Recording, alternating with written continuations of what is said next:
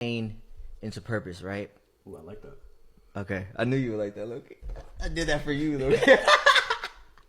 I fucking wrote a book. I kind of wrote some stuff, bro, guys. I feel like this would be healing for you too, bro. I think it's gonna be really good for me. It already kind of did heal me, just writing it down for myself. But this is awesome that I get to share this with you guys, and I appreciate. Look at me already stumbling over my words. I appreciate you guys for, being here to be part of this moment. And by the way, I recommended it, but I ain't put no pressure. Right, no pressure. He always gives me like a healthy nudge. That's what he's always been for me in my life, is that healthy nudge. So yeah, for sure. Okay, so let's start from the beginning. So I've always really suffered with anxiety, social anxiety, depression. You can ask him from a young age. I've always been like that kind of shy person. He's always been like the voice for me. I realized that, like growing up, like pondering on everything. Because he's really outgoing. He's always networking and whatnot. And yeah, I've just always been the one who doesn't really speak as much, And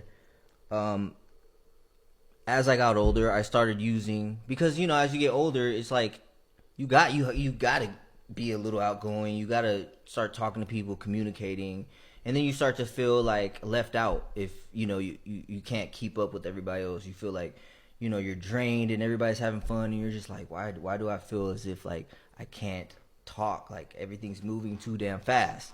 Like that's how I felt a lot of times growing up, and sometimes I still feel like that. But that's what led to me starting to drink a little bit, smoke a little bit, and then indulge in other substances, little harsher substances. And so let's get right into the dang nitty gritty of things. So that's just to provide a context. So I think it's cool that like you're able to share this. That's what's up. Look, me too. Drinking helps. I'll still do it. I'm 23. Yeah. Well, you're a lot younger than me, but yeah. I think that I like that you're sharing a story when you're like in a good place. 23, you're so young. You're good. I'm glad that this is like everything happens for a reason. Right. I'm a big believer in that, and I feel like timing is everything. Because if you were to share the story when you weren't in a good place, it could come off way different. Right. You know what I'm saying? Right.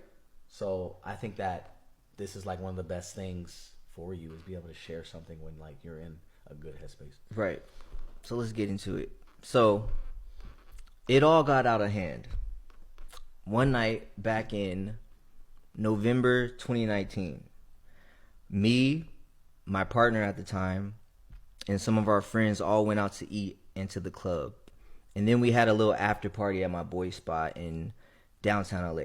So you're saying this is like the pivotal moment. This is like where it all started. So yeah, let's provide more context. Okay. This is literally, this is the pivotal moment that sent me down this spiral. Okay.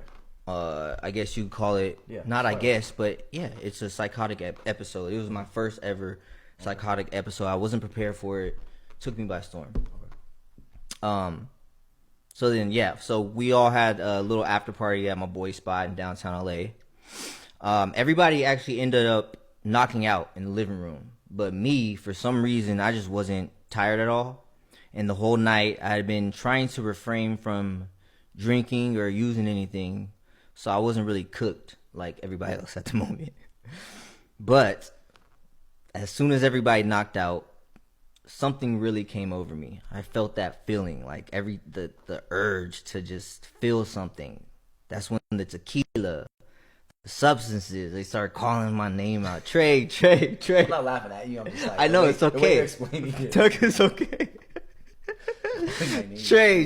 Trey. And it got to a point, guys, and this is at like probably 3:34 in the morning. It got to a point where I gave in. I couldn't resist it any longer. I couldn't go to sleep, and I just needed to feel something. That's when I went for the bottle first, chugged a bunch of tequila, went for the pills in the kitchen, took 2 of those, chased it with some tequila, went for the weed pen, took God knows how many hits of that. Next thing you know, I'm totally blacked out, totally inebriated. The only thing I briefly remember after that is waking up on the streets of downtown LA. That's the next thing I remember. Bro, I remember that. I got a fucking call that you were literally slumped in the middle of the streets. Literally, guys, slumped in the middle of the streets. Fucking crazy. Downtown LA. My people had been looking for me everywhere.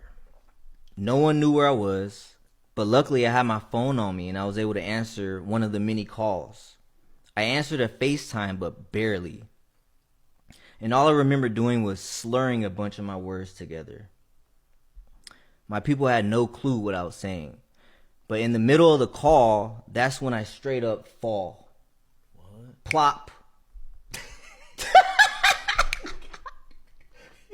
It's like a teacher in school reading a story. That's when I fall. Plop. Okay. Keep it going. Keep going. Keep going. Head first on the pavement. Oh, shit.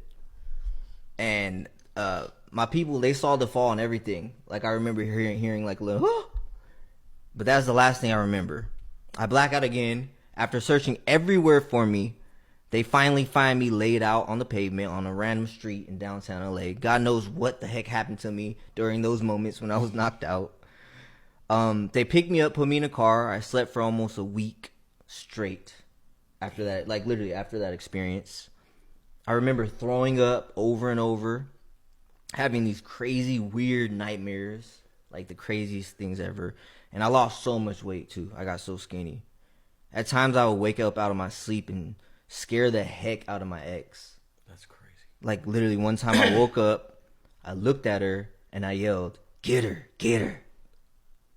With this like demonic dark voice. Seriously, I remember that's one of the ones I remember. Really? And her like being like scurrying out the room, like what the heck, and I just knocked right back out. That's fucking crazy. I know. I've never told nobody this stuff. That's crazy. This is what I'm saying. Keep going. It was almost like I was possessed. I put my family and friends through so much during that time. That was the beginning of my first psychotic episode. The beginning of a series of events that changed the trajectory of my life. Siempre, forever. I had a public meltdown, crash out, and pretty much I threw my life away. Literally, guys, believing that the end of the world was here. So I thought that the world had a matter of weeks before it would all come to an end. Wait. Matter of weeks before it came. I thought, like, I literally thought that, like, There's only a few weeks left. So one of the reasons why I just didn't give an F is because I really literally felt like the world was gonna end, like something was gonna happen, like all this was gonna stop. Got like you. I had this prophecy. That was like mentally. Mentally, that's what I thought. Right. So I started acting upon that. Right. That's why I just threw away everything. Yeah. But I also believed that I had some type of purpose in stopping it. And when my, like, saving the world from ending, and when my partner, like, she didn't understand any of it, I got so frustrated. It made me, like, resent her because I'm like, I'm saying all this and you keep discounting it. And I'm like, why aren't you believing what I'm saying? Because I'm, like, going through it. Yeah. You really believe what you're saying. Yes. And that, no, like, seriously. I thought everything I felt and saw was so real. This is a crazy story right here. There was this time when my family came down to make sure I was okay and they stayed with me for the day. They all went across the street to eat, and I stayed back. I looked out of the apartment window down onto the street, and I saw a man looking up at me on the sidewalk. He had on this black hoodie with a black hat. There's this big palm tree on this sidewalk, and he keeps going back and forth, hiding behind the tree. Like, you pop out, go back behind, pop out, go back behind. At this point, I rushed to my closet because I want to go meet this. I want to see who this guy is. So I rushed to my closet. I throw on some clothes, throw on a hat, and rush down to where I saw the man, right? When I get there, there's nobody there. But as I look up towards my apartment window, I see my family walking in the living room like they just got back from eating. That's when I begin hiding behind this tree because I don't want them to see me. Basically doing some weird shit. I saw my dad, like, I don't want him to be like, why is he down there? Like, what is he doing? So I'm hiding and then looking up again to make sure they don't see me. it was at that moment that I realized the man that I saw on the sidewalk who was wearing the black hoodie with the black hat was me. I was the guy going back and forth, hiding behind the palm tree, popping out back again, backing out.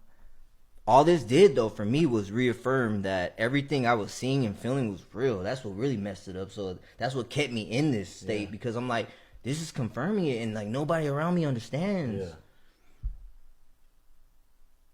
Weeks after all this, everything came crashing down on me.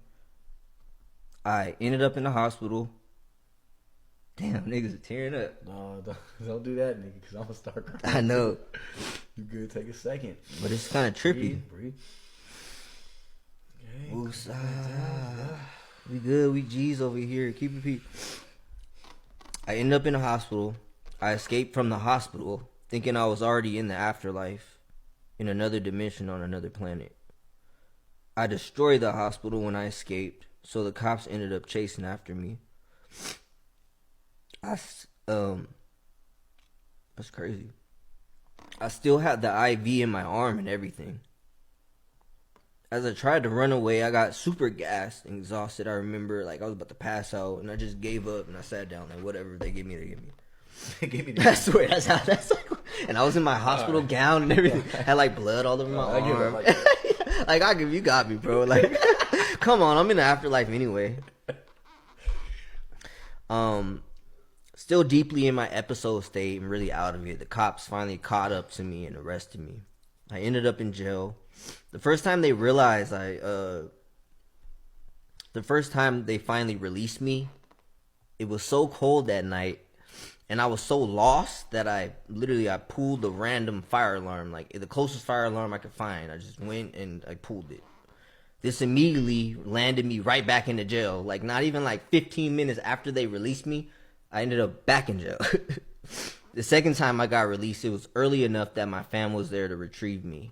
My mom, my dad, my auntie Laura, my little brother Avery, and of course my brody Austin, and his pops, Mr. Allen, were right there to make sure I was okay. Nick.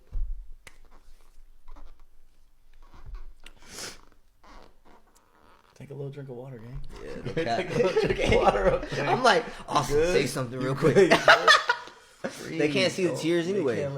Hey guys, I put some oil on my face. Don't look in the light either. Shit makes it worse. Right. Look down a little bit. All right. Okay, we almost done. We right here. We done. We going to the finish line. It was the best feeling in the world, guys, to see them and be able to hug them. I realized at that point that I wasn't actually dead, and I wasn't in the afterlife after all. I went on an intense detox from the world at that point, like no phone, no social media, no outside, no nothing for about 2 to 3 months. It was really good for me. But then not long after that, the whole world had to do the same exact thing due to the pandemic, which is crazy. So it was kind of like I started my social distancing a couple months before everybody else. That's trippy to think about. But now, 5 years later, now I'm here, guys. I feel so close to God these days. I have a healthy 2-year-old baby boy, EXO. Hey, I love my boy. Thank you, bro. I can't wait to meet him. I haven't met him yet, by the way, guys. I thrive every day to be like Austin. I realize this isn't even part of this at all, but I just realized that I picked up on a lot of my parenting from Austin, just seeing that he goes above and beyond for his kids. Like, no matter like what it is that he has to do, like whatever they need, he's gonna make sure he can get that done. And like that's like my biggest lesson in parenting. If I ever feel like I'm like too lazy to do something, I literally think about like, well, okay, what would Austin do in this moment? And I'm like, oh, let me go the extra mile. So that's some real shit. I appreciate you for that, bro.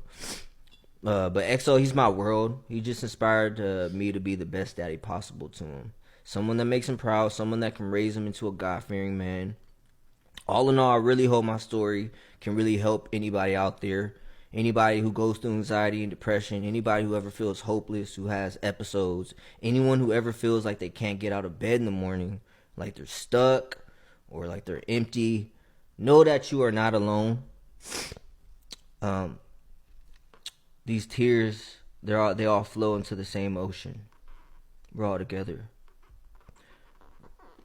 If I could just help even one person today by telling my story, then I'm fulfilled, guys. So I appreciate everybody for hearing this. Like, seriously. I'm excited to live my truth now. Thank you, bro, for, pushing me to be my best. Whatever that means.